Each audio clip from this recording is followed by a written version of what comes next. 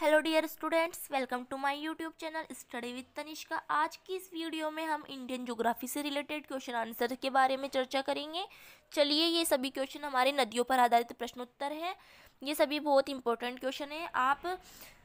ये क्वाइज जैसा है, आप अपना आंसर सोच के रख सकते हैं और फिर मिलान कर सकते हैं। हमारा पहला क्वेश्चन है, हम स्टार्ट कर रहे हैं। क्षिप्रा नदी निम्नलिखित में से किसकी सहायक नदी है? 4 ऑप्शन दिए हुए हैं, गोदावरी, चंबल, महानदी, नर्मदा। आप लोग अपना आंसर सोचिए और फिर मैं अभी इसका आंसर बताऊंगी, तब आप लोग मिलान करिएगा। तो चलिए, हमारा इसका करेक्ट आंसर होगा चंबल नदी। ठीक है, क्या आपका भी यही आंसर था?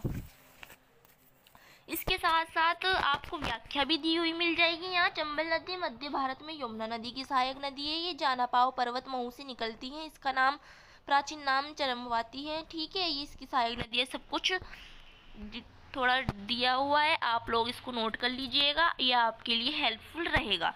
हमारा नेक्स्ट क्वेश्चन है, कौन सी नदी अमरकंटक के पठार से नहीं निकलती है? इसमें भी 4 ऑप्शंस दिए हुए हैं, गोदावरी, नर्मदा, तवा, सोन। तो चलिए गाइस, इसका करेक्ट आंसर क्या होगा? इसका करेक्ट आंसर होगा गोदावरी नदी।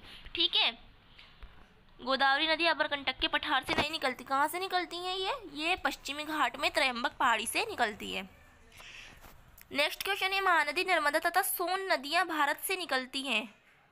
सोन नदियां कहाँ से निकलती हैं? ये 4 ऑप्शन दिए हुए हैं। इसका करेक्ट आंसर होगा अमरकंटक पहाड़ी से। ठीक है, ये इसकी यहाँ व्याख्या दी हुई है, आप इसका स्क्रीनशॉट ले सकते हैं, नोट कर सकते हैं। ठीक है, ये आपकी नॉलेज इंप्रूव करने में हेल्प करेगा। नेक्स्ट क्वेश्चन है, निम्नलिखित नदी युग्मों में से कौन ज्वारंधमुख का निर्माण करती है? ज्वारंधमुख को हम डेल्टा भी कहते हैं। ठीक है, इसका करेक्ट आंसर होगा नर्मदा एवं ताप्ती नदी। ठीक है, ये इसकी व्याख्या दी हुई है। और आपको नॉलेज के लिए बता दूं, नर्मदा और ताप्ती नदी क्या करती है? एस्चुअरी भी बनाती है। नेक्स्ट क्वेश्चन है, निम्नलिखित में से कौन सी नदी भ्रंश घाटी से होकर बहती है? और ये आपका क्वेश्चन आ चुका है यूपी पीसीएस 2013 में। ठीक है गाइस, चलिए इसका करेक्ट आंसर बताइए। चंबल, नर्मदा, कावेरी, गोदावरी, इनमें से कौन सी नदी है जो भ्रंश घाटी से होकर बहती है? इसका करेक्ट आंसर होगा नर्मदा नदी। ठीक है,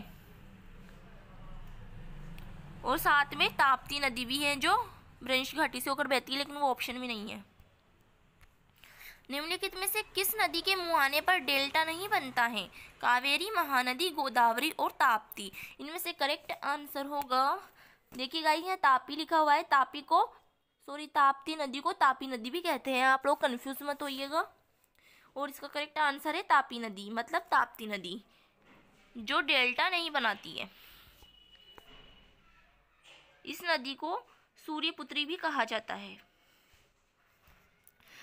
नेक्स्ट क्वेश्चन है, दक्षिण भारत के पठारी प्रदेश को कौन सी नदी 2 भागों में विभाजित करती है?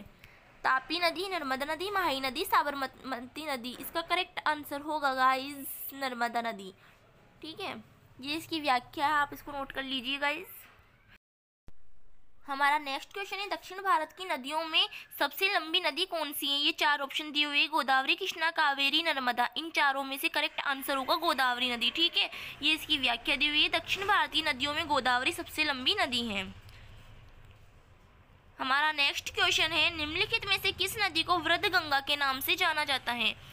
4 ऑप्शंस दिए हुए हैं, गोदावरी नदी, महानदी, कृष्णा नदी, कावेरी नदी। इसका करेक्ट आंसर होगा गोदावरी नदी, जिसको हम वृद्ध गंगा के नाम से भी जानते हैं।